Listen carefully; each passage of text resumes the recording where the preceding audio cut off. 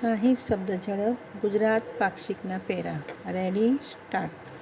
સુશાસન દિવસના અવસરે મુખ્યમંત્રી શ્રી ભૂપેન્દ્રભાઈ પટેલે રાજ્ય સરકારના વિવિધ વિભાગોની નાગરિકલક્ષી સેવાઓ યોજનાઓના પ્રકલ્પો આયામો જેવા કે મારી યોજના, સ્વાગત 2.0, ઓટો એસ્કેલેશન મેટ્રિક્સ, સ્વાગત મોબાઈલ એપ, IGOT પોર્ટલમાં સ્ટેટ પેજ વગેરેનો પણ પ્રારંભ કરાવ્યો હતો.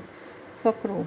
મુખ્યમંત્રી શ્રી ભૂપેન્દ્રભાઈ પટેલે આ અવસરે જણાવ્યું હતું કે પૂર્વ વડાપ્રધાન સ્વર્ગીય શ્રી અટલ બિહારી વાજપેયીની સુરાજ્ય ક્રાંતિને વડાપ્રધાન શ્રી નરેન્દ્રભાઈ મોદીએ સ્માર્ટ ગવર્નન્સ, ગવર્નન્સ અને ગવર્નન્સના આયામોથી ટેકનોલોજી ડ્રીવન ગુડ ગવર્નન્સ બનાવી છે. વડાપ્રધાનશ્રી દ્વારા ગવર્નન્સના ડિજિટાઇઝેશનથી સમાજના છેવાડાના માનવી સુધી હક્કો પહોંચાડવા સરળ થયા છે અને તેના પરિણામે 25 કરોડ લોકો ગરીબીમાંથી બહાર આવ્યા છે. ફકરો.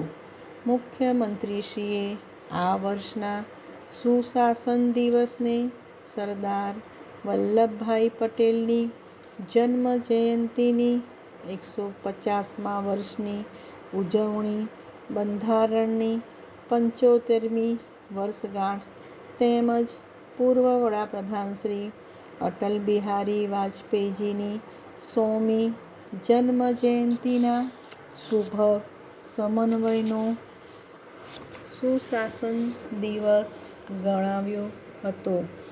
મુખ્યમંત્રીશ્રીએ અમૃતકાળને મોટા સંકલ્પો લઈને આગળ વધવાનો કર્તવ્યકાળ ગણાવ્યો હતો.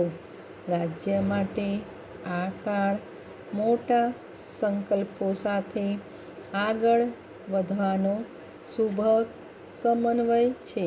ફકરો. સામાન્ય લોકો માટે શરૂ કરાવેલા સ્વાગત ઓનલાઈન કાર્યક્રમથી અનેક લોકોના પ્રાણ પ્રશ્નોનું નિવારણ આવ્યું છે. હવે સ્વાગત 2.0 મોબાઈલ એપ ફરિયાદ નિવારણ અને ફીડબેક મિકેનિઝમ માટે ખૂબ ઉપયોગી નીવડશે તેવો વિશ્વાસ મુખ્યમંત્રીશ્રીએ વ્યક્ત કર્યો હતો. ફકરો. મુખ્ય સચિવ શ્રી રાજકુમારે જણાવ્યું હતું કે ગુજરાતે અનેક પરિવર્તનકારી સફળતાઓ પ્રાપ્ત કરવા માટે વહીવટી માળખામાં સુશાસનના સિદ્ધાંતોને આત્મસાત કર્યા છે, જેના પરિણામે ગુજરાત સુશાસનની કર્મભૂમિ બની છે.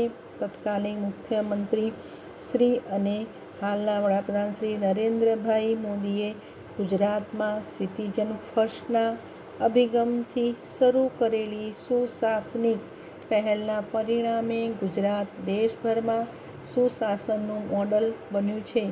આ જ કાર્યપ્રણાલીને મુખ્યમંત્રી શ્રી ભૂપેન્દ્રભાઈ પટેલના માર્ગદર્શન હેઠળ રાજ્ય સરકારે મક્કમતાથી આગળ ધપાવી રહી છે.